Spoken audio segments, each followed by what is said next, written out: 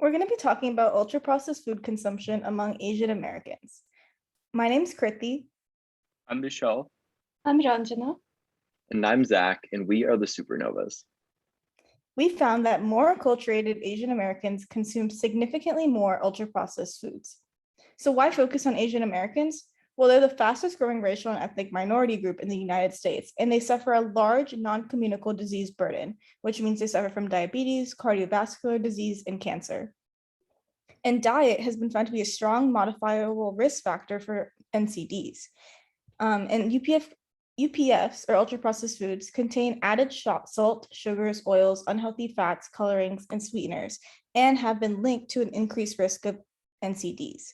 However, UPF consumption has not yet been characterized among Asian Americans. So for our research question, we looked at Asian Americans from 2011 to 2018 and looked at what percentage of their diet was derived from ultra-processed foods. And we looked at how this consumption differs by sociodemographic, socioeconomic, self-reported health, and acculturation characteristics. Our study is a cross-sectional secondary analysis using the enhanced dataset from 2011 to 2018.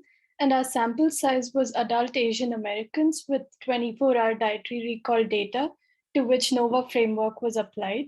We constructed an acculturation index by summing the nativity status and the number of years lived in the US with the language spoken at home to provide each participant with a total score based on which they were classified as least, somewhat, or most acculturated.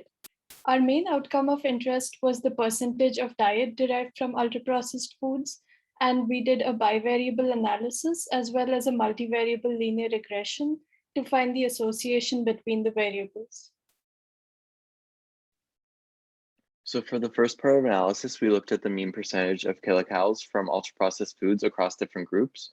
So first here, we can see that ultra-processed food consumption significantly decreased as age increased, and also that individuals who were not married consumed significantly more ultra-processed foods than those who were married.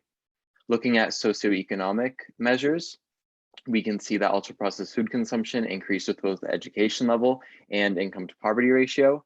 And moving on to self-reported health measures, we can see that ultra-processed food consumption significantly increased as dietary health worsened.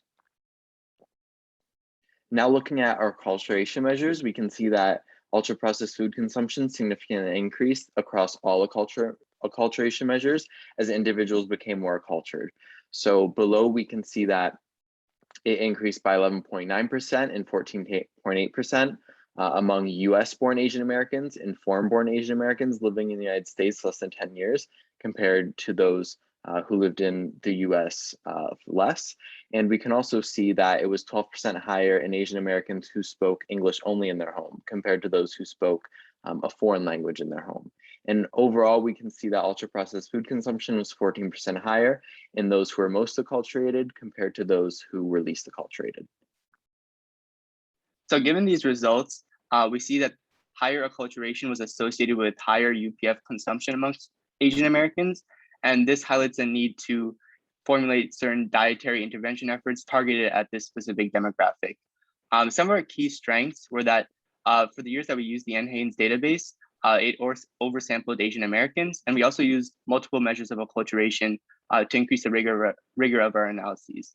The key limitation of our study was that we didn't have access to disaggregated Asian American subgroup data, and we realized that there is some subgroup diversity when it comes to UPF consumption. So as far as our next steps, we want to look at Asian subgroups and analyze their UPF consumption. So that is our poster, and we look forward to seeing you at the symposium.